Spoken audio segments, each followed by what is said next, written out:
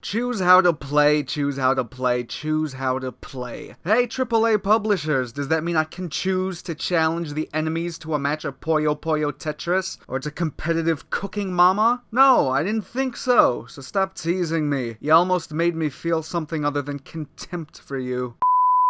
I've made quite a few videos centered around Arab-related stuff, as you know, but I do still want this to be a gaming channel at its core, cause God knows I got a lot to say, and I ain't letting up until I've talked everyone's ears off about shit they probably don't care about. It's about the only thing my degree makes me qualified to do, after all, and as always, just note that this is all my opinion, and I'm willing to be told how wrong I am. I'm not claiming to be the smartest gamer in the world and that everyone should submit to my whims. I just wish that were the case. Anyway, I recently replayed Doom 2016, which, along with its sequel, might very well be two of the best games of the generation, and I don't say that lightly. It was an experience that really helped crystallize some thoughts that have been stewing in the cranium for a while now. Thoughts that go thus. AAA developers need to remember that not every game has to be everything to everyone, or to word that in a way that actually means something, specializing in just one form of gameplay is not a bad thing. See, when I look at the output of the AAA industry, mostly the West, I'm seeing an increasingly long list of games that think they're too good to just be one thing. So many of them have such a widespread list of gameplay features that we can't call them a shooter or a stealth or an RPG, and we gotta settle with action-adventure. Probably the most ambiguous genre name in the books. Mario is missing features actions and adventuring. Does that make it the same kind of game as Horizon Zero Dawn? Until Luigi becomes a Ginge, I'd say not. Let me be more specific about what I'm whining about. I was pretty kind to The Last of Us 2 in my video of it, but I felt inclined to be charitable to it because of how hard it was getting its cheeks clapped across the internet. Truth is, I'm kinda lukewarm on that series, partially because it is the modern poster child of this trend in game design, and the first one is perhaps the modern pioneer of it. Let's look at what you can do in The Last of Us. You can shoot people with some guns, if you're feeling up to it. You can crouch walk and stealth around if you're in a lazy mood or want to show mercy to the insane cannibal people. You can run up and sock them in the jaw if you're particularly brave, or more likely because they just ran out of ammo. And you can pick some garbage up and craft it into a handful of nifty tools. Oh, and climb ladders. But I won't count that as a special feature unless the inevitable PS5 version of the game patches in Snake Eater every time it happens and completes the experience. So, 4 different aspects of the game pulled from 4 different genres that the game presents as equally important. Maybe not so much the fisticuffs, but come with me on this. Wow, you may think. What a smorgasbord of different things to enjoy in one package. Aren't we so lucky to have such an ubermensch among gaming's ranks? That's certainly what Naughty Dog would have you believe, at least. Here's the issue. Yes, there's a lot of features in The Last of Us, but every single one of them lacks any real nuance when you hold them up to a decent entry from any of the genres it pulls from. You can shoot people with guns, yes, but your arsenal is pretty route, and the enemy and environment variety is relatively slim, so there really isn't much incentive to experiment. You can stealth them up, but The Last of Us is one of the modern pioneers of what I, in my infinite wisdom and good taste, have come to call dum-dum stealth. It's the kind of stealth where you have a pool of like 3 or 4 resources. You can crouch walk, you can throw shit to distract people, you can snap their necks, and usually you'll have a weapon for silent long-range kills. If you're used to these sorts of bastard amalgamation type games, that probably sounds good enough, but well, I'll get into it in a bit. The fisticuffs, like I said, definitely feel like the most tangential part of the gameplay, so I don't want to punch at them too much. But I don't think fans of The Last of Us need convincing that the hand-to-hand stuff is shallow as a motherfucker. Crunchy, though. As for the crafting, there's only so many sorts of garbage you can pick up, and the game doesn't allow for experimenting or anything of the sort. You can make like 5 things and that's your lot. See, this is what's really gotten under my skin lately. Take everything that I just said about The Last of Us and multiply it by 100 to cover half of the output of the AAA industry nowadays. I don't even want to try and list individual games, but take a look at a lot of what Sony, Ubisoft, Bethesda, and others have published to get the idea. Yes, this model gets tweaked from game to game. Last of Us has standard shooting, Ghost of Tsushima is about slicing dudes in half, Horizon features a lot of trapping and snapping, etc, etc. Still, the gist is always the same. Combat, stealth, and crafting have been thrown into everything. Add an open world and RPG elements when needed, and are given equal prominence to the detriment of any sort of polish or focus. Such is the need to boast that you can play however you want on the box that developers have been willing to undermine the plots and themes of their games. Watch Dogs 2 was a relatively lighthearted affair a lot of the time, with characters who were supposed to find sympathetic and just. The game could have reinforced those ideas if it had stuck to just stealth and hacking, but Ubisoft just had to give you the option to massacre any opposition and make the characters infinitely less justified in their actions, else the trailers would have been boring and Dude Bros might have given the game a pass. On the opposite side of the coin, Last of Us 2 lets you cower from enemies and even just leg it to the exit if you're so inclined, in a game where the main character is supposed to be a revenge-obsessed horror movie villain. Against the zombies, stealth might make sense,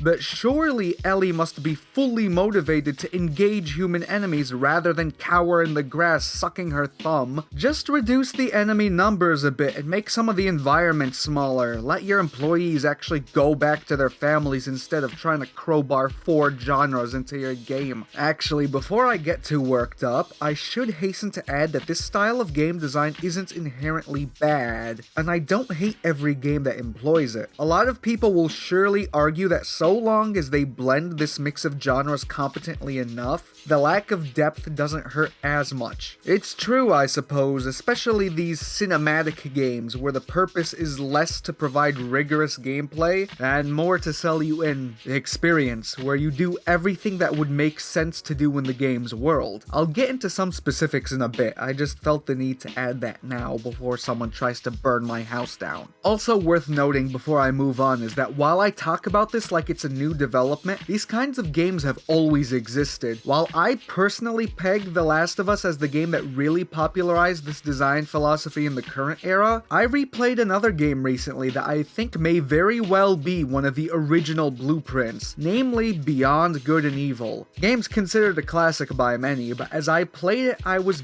baffled by how much it felt like a modern game. Not to repeat myself, but much like The Last of Us, it's a game with laughable stealth, pretty mediocre combat, really simple platforming, and an okay racing mechanic. I ended my replay feeling a little underwhelmed, but I guess at the time it came out, there wasn't that much that attempted to blend all these ideas together, so I'm sure it seemed like a breath of fresh air. Here's what I'm driving towards though. Many of these games can be argued to be more than the sum of their parts, and even if you were to acquiesce the fact that they lack depth, you might say that they're still competently structured and can deliver a satisfying journey. As true as that may be, my core issue is that I don't think I've ever played a game in this mold where I ever said, wow. There might be aspects that I found impressive, but they usually get bogged down by the mediocrity of the other facets of the game that I always leave them feeling kinda cold. If you have a report card with nothing but C's and perhaps 1B, you ain't getting a 4.0, are you? Doesn't help that despite what these games try to make you believe, 90% of the time, if it's a choice between stealth or combat, the only actually pragmatic thing to do is stealth kill as many enemies as you can before you get spotted, to help take the edge off the combat. You can try to go all in on one approach, but most of the time you don't want to expend too many resources in a big hoedown, and stealth killing everyone is just kinda tedious with how limited your toolbox tends to be. It's only ever the games that focus on one, maybe two core mechanics and polish them to an absolute sheen that have ever left me dazzled, especially recently. Yeah, they may have only a single grade on that report card, but if that grades an A, you don't have anything to complain about, yeah? Let's stop hiding behind metaphors and be specific. I want to use an example from each genre these action-adventures pull from to illustrate how much better they are, thanks to having to only worry about one set of gameplay ideas. Doom is the obvious one, considering it was the inspiration behind me making this video. I won't bore you with explaining the gameplay. Everyone knows it's about racking up the kind of body count that would put Doom Guy in the same category as a major hurricane. Yes, it's a game where all you really have to do is shoot things, but id fleshed this core component out as much as possible. You have a hefty arsenal that you're allowed to carry on you at all times, each with 2 alternate firing styles that can drastically shift your approach to spacing and ammo management. The arenas tend to be large and come with a lot of verticality, allowing you to make the most of your movement abilities and engage with monsters designed to harass you in a variety of different environments. The cacodemons in open air arenas to the fucking pinkies in tight corridors that want nothing more than to shove their heads right up your tight corridor, if you see what I mean. Then look at something like Hitman 2016, the game that I miss more than any other when I'm playing through yet another game with dumb stealth. I don't want to go into excruciating detail about every game, but it's another example of a title where everything is built around trying to scoot by unnoticed. The game's never done throwing new murder toys at you, allowing you to start in different costumes and locations, and having an almost baffling amount of different plot threads that you can follow in any particular mission that allow you to take advantage of your ungainly suite of skills and tools. Yes, there are shooting elements in that game, but unlike most action-adventure titles which desperately try to make every style of play viable, getting into combat is heavily discouraged, both because of various point deductions and because the shooting sucks ass. It throws this stealth element into sharp relief, which, well, is what you want to be doing in a game titled Hitman. If you aren't disguised as a pink flamingo, then what's even the point, really? As for crafting elements, I mean, look no further than the game with that word in its title, Minecraft. Most AAA games treat crafting as a form of busy work, where the only challenge is having to get off your mount every 10 paces to pick another bouquet of flowers to craft into ammunition. Minecraft and its ilk centralize their entire game world around that mechanic, from punching dirt to reenacting the Titanic sinking. I don't really need to go too much into how labyrinthine that game's crafting charts can get, yeah? You know. Look, I can go on and on, but the idea I'm trying to impart onto you is that the art of crafting gameplay challenges and difficulty curves around 1 or 2 core ideas, exploring and pushing those concepts to the fullest, has gone underappreciated by the AAA market. Developers claim that these action adventures allow for a diverse approach, but if every approach is just kinda then why should I be doing anything other than going walking into an arena in Devil May Cry and figuring out how to use your new weapons to create the sickest combos? That's diversity in approach, despite it all centering around close quarters combat. Figuring out whether to throw a bottle and leg it, or just start blasting away with a shotgun, that's just making the same choice again and again in slightly different scenarios. Lest I be accused of being closed-minded, there are games that I think have managed to shine despite tackling a lot of different gameplay ideas. The standout modern action-adventure series, in my mind, are the Batman Arkham games. Combat, stealth, Riddler collectathons, they're all done superbly well. I wondered to myself why Batman sits better with me than everything I just spent 10 minutes pissing on, and I think I narrowed it down to 3 factors. 1, the games give you a suite of bat tools that can mostly all be used in combat, stealth, and exploration. This universal toolkit helps connect all the different elements of the game and make it so that the devs didn't have to try to come up with unique bat stuff for every gameplay scenario. 2, and this is gonna seem counterintuitive to a lot of people, but I actually like that the game doesn't let you approach every encounter in any way you like. No, when it's time for stealth, it's time for stealth. When it's time for fisticuffs, you will satisfy the enemy's craving for knuckle sandwiches. See, I like it when games are actually testing for specific skills, not just letting me bumble and stagger around however I please. It lets them build encounters around how they know players have to approach approach them, not trying to guess how they may approach them. Third, and this is something the game can get away with just by its very nature, but these are all very Batman-y things to do, you know? Hanging people by the leg, punching their faces in so hard they forget why they got into crime in the first place, and hunting tokens left around by a leprechaun all feel very in character. They really, you know, make you feel like Batman.